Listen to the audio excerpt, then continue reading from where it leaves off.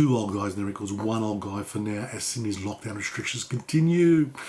Mike and I decided long ago to press on with some fun segments about our love for our favourite records.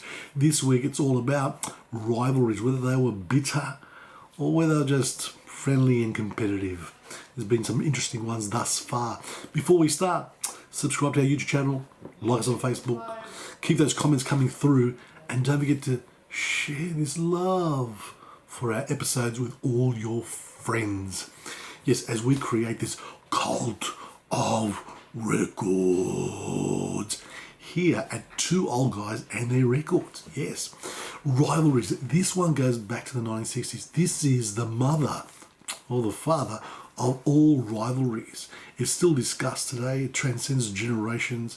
It transcends time. It transcends decades. All of that. Yes. And these were the two biggest bands in the 1960s. I'm talking about none other than the Beatles and the Rolling Stones. Now, I didn't introduce it with, clips this time because this is interesting. This is an Italian pressing of an album called The Beatles vs. the Rolling Stones. Yes, live. And looking at it, all the Rolling Stones tracks are cover versions. And yes, it's a combination of cover versions and original songs by the Beatles very, very early on in the piece. The Beatles versus the Rolling Stones in Italy. Forza Italia. Was there a rivalry? Look, it's been very, very well documented. Songwriting wise, don't forget the Beatles were together in some kind of form or other for many years before they made it. 1957, the Quarrymen, John and Paul, John Lennon and Paul McCartney. You got the Silver Beatles in the Beatles in Hamburg. George Harrison is there. They're cutting their teeth. They're, of course, experimenting with their own songwriting, amongst themselves or between John and Paul at this stage, whatever.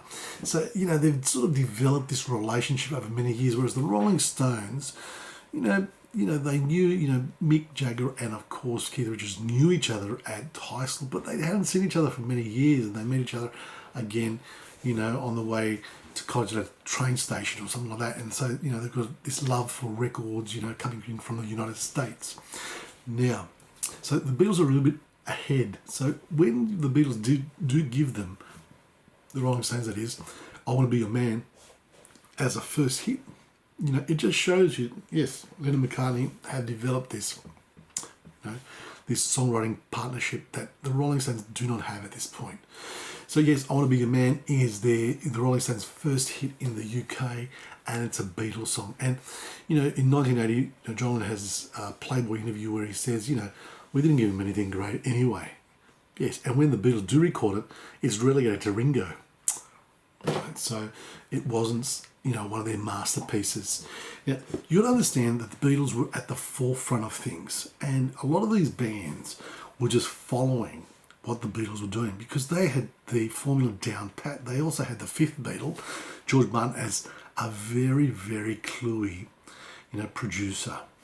So when, George Martin sort of says, hey, let's do Yesterday without the band and put a string quartet behind it with just Paul McCartney singing, and it becomes a smash hit.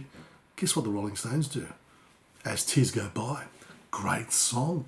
Right, great song by the Rolling Stones, but you can see that they're just following suit. And you've got also, yes, the Beatles are doing that Rubber Soul Revolver thing, and then they move into Sgt. Pepper's Psychedelia. What do the Rolling Stones do? Of course, their Satanic Majesty's Requests.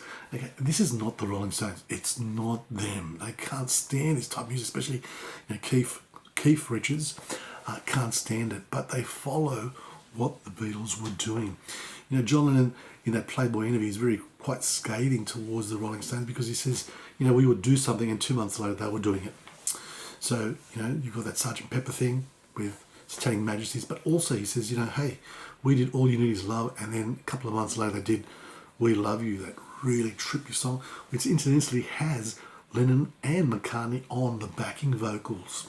Right? So yes, you've got all that. But, there is a lot of friendliness between the bands. And you know, when the Rolling Stones do Rock and Roll Circus and they have various people performing, who performs? John Lennon performs with Yoko Ono, the Dirty Mac with the Rolling Stones as a support band. So they're in the studios, at the same time they're recording. They bump into each other, especially early on in the piece. Of course, Mick Jagger, when he inducts the Beatles into the Rock and Roll Hall of Fame, he acknowledges all that. They were the first that sort of broke it in America, and we were allowed to follow suit. He talks about their songwriting and how it influenced them. He talks about a lot of stuff and acknowledges the Beatles. Rolling Stones' Keith Richards also acknowledges it by saying, hey, the big advantage about the Beatles was they had 4 singers and we had 1. And then you've got someone like Paul McCartney saying, hey, we admired them. They were really funky and really cool. And there was a lot of, mixing between the bands. They, used to meet each other at parties and stuff like that. So yes, it was very, very friendly. And I think Mick Jagger at the induction for the Hall of Fame says it all, where he says, hey, something, we were rivals. He admits it. And there could have been frictions, but at the end of the day, we were friends, and he hopes that they're still friends. And that's the way it is. So a great rivalry between the Beatles and the Rolling Stones. And I've chosen, 2 tracks in the mid-60s. And for the Rolling Stones, I've chosen...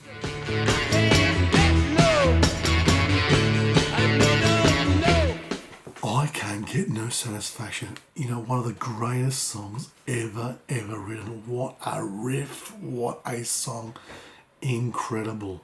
And for the Beatles, I've chosen... He was a day tripper.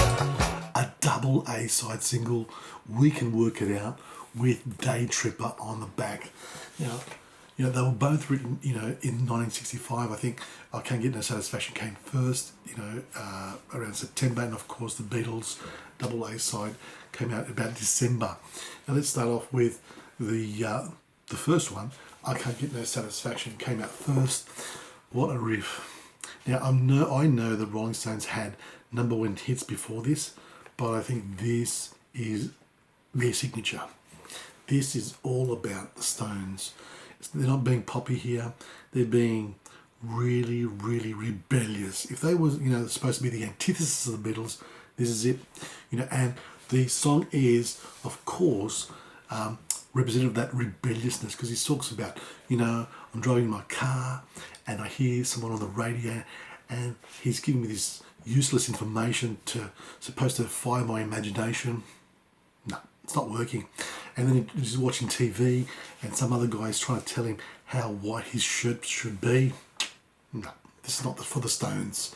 This is not to conform. They are being very, very, very rebellious.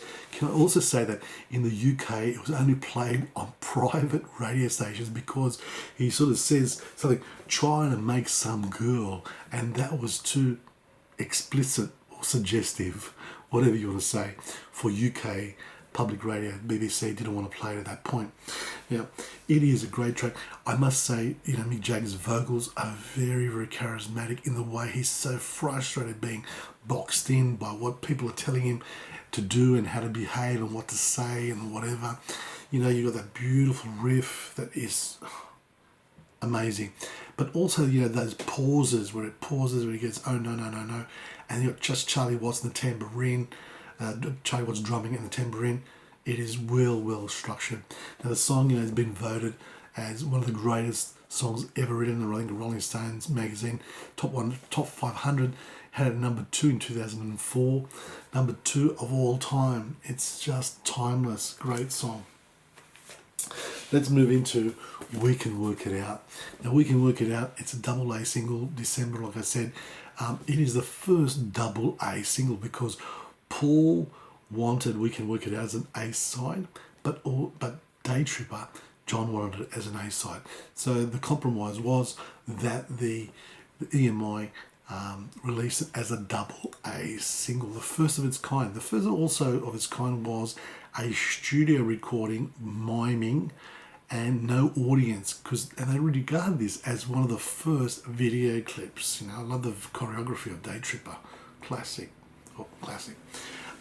Yes, so yeah, double A. Now you've got We Can Work It Out, a beautiful, beautiful structured song. I love the bridge, the bridge between the stanzas.